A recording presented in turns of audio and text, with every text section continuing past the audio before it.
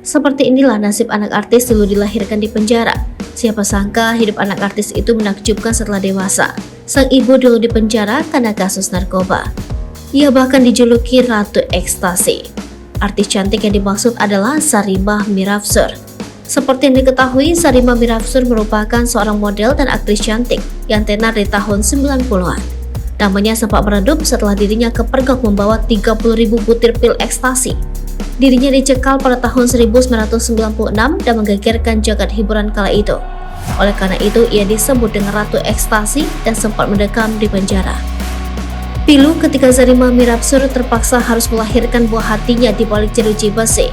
Pada tahun 2000, ia melahirkan seorang putri yang diakui pengacaranya, Ferry Juan, sebagai anaknya. Anak tersebut diberi nama Nikuita. Sarimah Mirafsur membantah dan bilang kalau anaknya adalah buah hatinya dengan seorang politikus. Sarimah Mirafsur sempat berselisih dengan Ferry Juan karena kasus perebutan anak. Meski demikian, Nikuita atau yang kerap disapa Tata itu tinggal bersama Ferry Juan.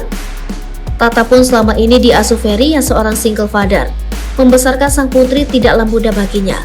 Pasalnya ketika Tata kecil, Ferry sering diteror Sarimah. Bahkan ia sempat dilaporkan polisi hingga diancam preman. Walau ibu dari Nikuita pernah mendekam di dalam penjara, nyatanya Nikuita memiliki prestasi mentereng.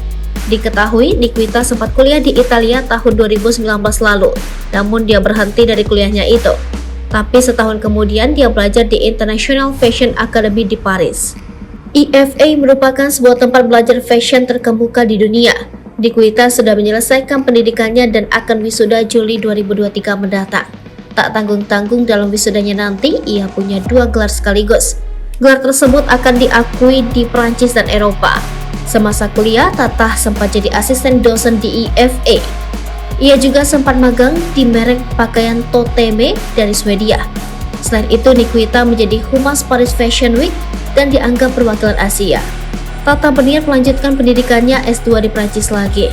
Menurut Juan, putrinya ini punya mimpi untuk memanfaatkan ilmunya untuk membuat barang berkualitas ala brand-brand Prancis dengan harga terjangkau di masyarakat.